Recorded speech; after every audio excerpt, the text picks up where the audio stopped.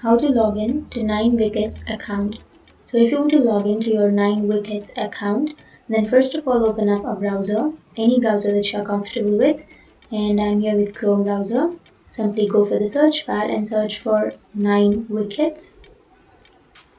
Go for the first search, and here to log in, first you have to enter your username and then your validation code.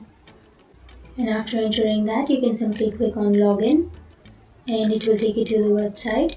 So now you can simply click on register, which is on the upper right, and it will take you to the website, right? So you can simply go for login, which is on the upper right.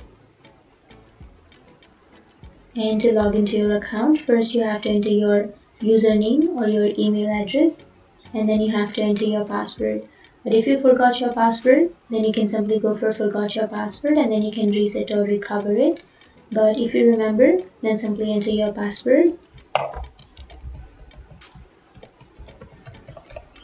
And then if you want to sign into your account, like if you want to save your account, then click on this box so that your account will be saved.